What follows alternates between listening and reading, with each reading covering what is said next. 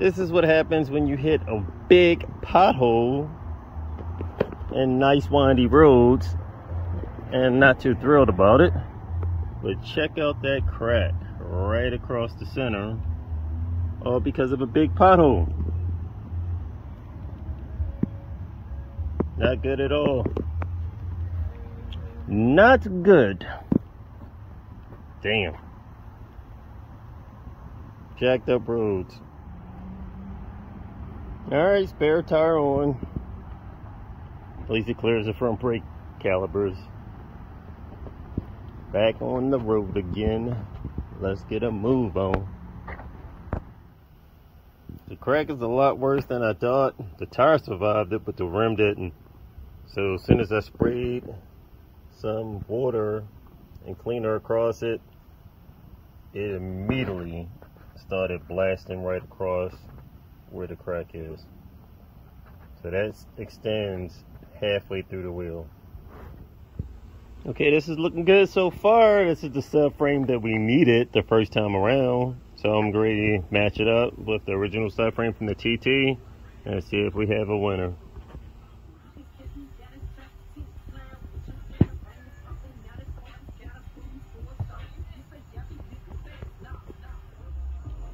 Subframe is very light, and I mean very light. So I have a scale.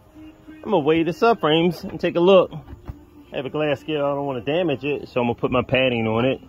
Now I'll use it for both, so that way I can protect the scale, and we'll see what they weigh in as. Okay, we have 17.4 pounds, and it's not touching the ground, it's off the pad all the way around.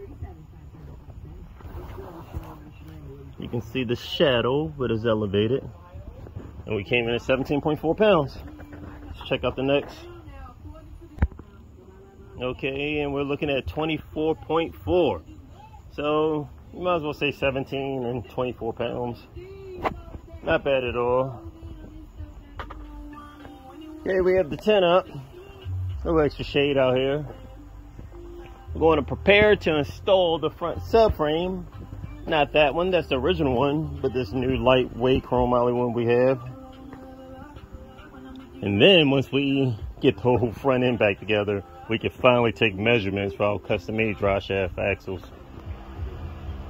Okay, we're under the car, and we're gonna mount this baby up under here and check to see how the steering rack and everything lines up and bolts into position. So that is the original one, out with the old, and let's go in with the new. I have the main subframe front bolts in supporting the subframe, and I still have them loose, so the whole subframe is loosely in position. Now I'm gonna drop the rack into position and run the bolts in before I start to run these up, and then I'll go ahead and mount the back bolts right there to support the back of the subframe. But she's coming along. Okay, this was a waste of time, effort, and money, because this subframe won't work either. It bolts into position, all the bolt holes line up. Only downfall is the power steering rack interferes with this support right here. So this subframe keeps straight, so it's more boxed off and square, and this one V's in. For whatever reason, I'm not sure, but it's not working. So back with the stock, and it's not worth saving 7 pounds just to bolt on this, change the power steering rack, electronic steering rack. It's not worth it. Not worth any of this. So back in with the original. Okay, I got the original rack back on, but I had to run a tap up through one of the holes on the rack and pinion because water must have settled into that bolt hole and kind of rusted it out. So the original bolt wasn't going in there clean at all. So ran a tap in there, and I'm going to take it back out and put the original hardware back in position. Well, this is not going to work. I didn't take the subframe off. Originally, Bro took it off. And I won't be able to put the control arms in unless I take these bolts out. So it's a lot of safety features built into the car so that the control arm can't just pop off. It will literally have to shear this bolt off or break the whole subframe off, or this corner right here. But I can't back this bolt out because the transmission case is blocking. So I'm sure as hell not going to drop the engine back out. But the oil pan has it blocked on that side. And the transmission. So I'll drop the frame back down, put these bolts back, put this control arms back in, and bolt the frame back up into position. That's great. And I have the subframe bolted up, control arms and everything. This is looking pretty good. But then have the sensors all mounted up. But then I was in for another surprise because I didn't take this apart. If I took it apart, no issue at all. I would have known that, wait a minute, I couldn't take these off. I would have just left them in there. I would have left the control arms in. Technicians, mechanics, we all have different methods of working and repairing. And I would have put the things back in and bolted it up in one position. So, the sway bar's not in there. And I have to take this whole frame out again for the third time just to put the sway bar on it. This is crazy. This is crazy. But I'm going to install the front sway bar, and that's going to be it for today. This has been too much back and forth. Too much. I mean, I'm super multitasking. I installed my front wheel on the S5 round front because I had a pothole and cracked that. I have the block right there in the sun baking. This subframe that we purchased is for a right-hand steering vehicle. It bolts up, everything bolts into position except for the rack. So the electronic rack and pinion won't bolt to this, which was a major waste of time, effort, and money. So this is being shipped back. I don't even have words. As well as my computer. Windows 7 for this has expired and it's constantly failing its updates, and I need to update to Windows 10, but I would like to back it up first so that I don't lose the important and vital software and information that's on here to tune our vehicles. But it's failed so many times because Windows 7 has so many bugs. That's why they worked up to Windows 10. And I may have to just go ahead and risk it and see if I upgrade to Windows 10. It may keep all my software without affecting anything. With the new Windows 10, the serial ports on the side becomes useless, which is these ports right here. So, and mostly everything is USB, and if need, I can convert to a USB to serial adapter. I have in a lot of the other locations, but it's been a day. Everything else has been going challenging. Of course, it takes a lot more than that to break me, but I'm learning and getting better. And if I've taken subframes off of TTs before, I would have known to have done all of that. Just like when I did the back, no problem. Everything went in straight, clean, no issue. So now I'm learning. I will remember next time. So when I get to my TT, right there, I will not go through the same issues with mine because we have already gone through, seen what works, seen what doesn't work, and when the parts come off, we know where to put them back. Okay, subframes dropped for the third time, and I have the sway bar in position. And I will bolt it back up, and hopefully I won't have to drop this thing anymore for a while. We'll see. Subframe's going in there nice and clean, back with the sway bar in position. Usually when I drop the subframe, I drop everything in one unit, the sway bar, A-arms, everything, and just leave it all together for the most part. But the way this is set up, Oh no, you can still unbolt the rack and pinion with it in position. I mean, just unbolt the rack and just drop the whole subframe. So either way, this is learning experience. First time I've done it myself, and on this type of vehicle. But on my S5 and my S4, I've dropped the whole complete unit. And on my Jetta, yeah, when I installed sway bars, I dropped the whole subframe, sway bar and everything intact, swapped out the sway bar, threw it back up in position. And in some, you can just drop the subframe and tilt it if you're just changing the sway bar.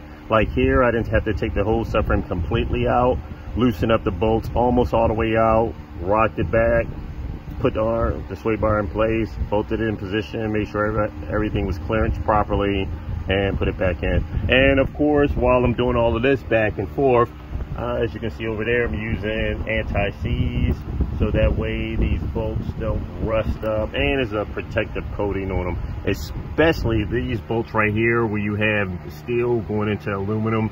A lot of times they'll shear off. So with this little extra precautionary measure and protection, just this engine coming in and out, going through stages, bolting up parts, changing axles, at least we'll have components that's not seized and rusting in position. Okay, eventually he's probably going to upgrade to heavy duty control links. Some people may keep the smaller front sway bar, and some cars do away with the front sway bar just so that the car doesn't have too much oversteer on the front end.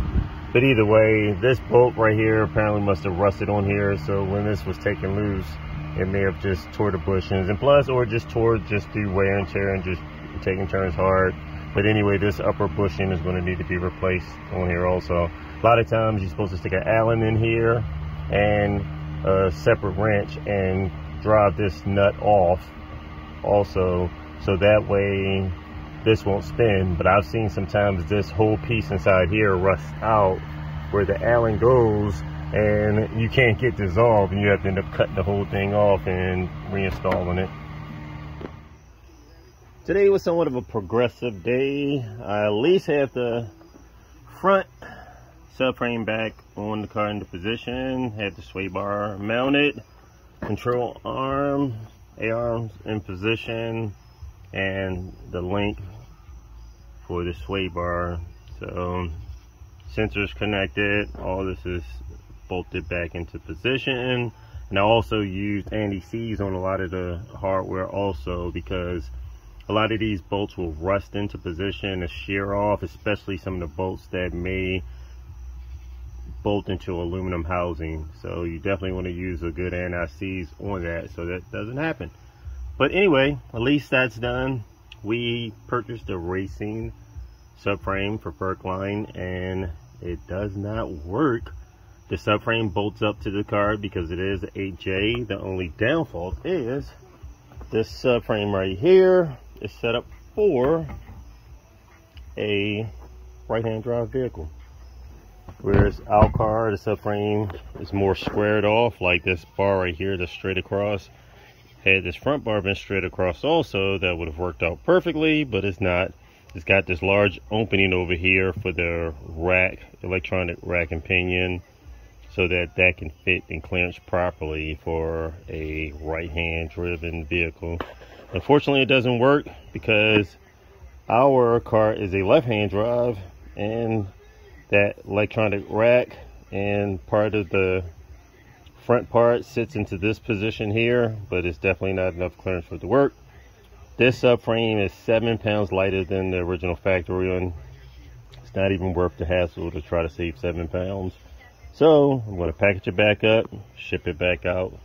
I don't even want to think about the tremendous amount of money that I lost on this and shipping and just going back and forth and dealing with people. But this whole year, as far as the past couple of years, we've been dealing with a lot of that. Today was still overall progressive. My block is at the top of the hill. I have to roll that back in the house. Headed out here baking in the sun, so it's actually dark outside. I just had the spotlight on. But that has to be rolled back in the house, and you can actually see the light reflecting off my tag.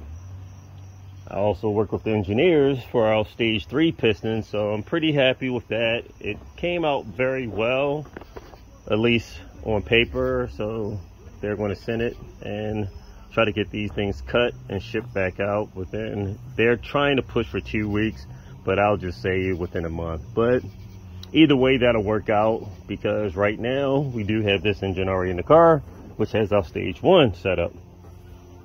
So I'm dealing with so much, I have to package that back up into this box. I've been over here dealing with my computer, because my computer has Windows 7 and that did not work well with the new drivers that expired last month that I need for my software for tuning my vehicle. But we're making progress. Either way, it's pushing forward. We will overcome some of the challenges, and at the same time, the learning curve just makes us smarter and sharper for things to come. But this 3.6 liter beast, I found out some interesting things about it this week. The crankshaft appears to be a cast crank, but they forge the cranks also, so no different than a cast piston, and they forge them, which is totally different than a billet piston, so, or a billet crankshaft. So we do have a crank at Bryant Racing to see if they can eventually forge us or a billet crank for some serious power. The downfall to that is the crankshaft has a timing chain sprocket that's pretty much cast forged into the crankshaft itself, and that is pretty tricky. But they're going to be doing some crankshafts for possibly a few Porsches, and they're pretty much chain driven off the crank as well, and they are probably going to come up with a special tool to do that for the Porsche, which may open up the door for our crankshafts. But anyway, I'll package this thing back up, ship it back out tomorrow, and mount the front spindle assembly and take measurements for getting the custom made drive shafts for this, and we'll have that set up. The back already have custom drive shafts, but then we'll take the measurements and get some front ones made also because of the DQ 500 transmission. Either way, busy day, made some progress.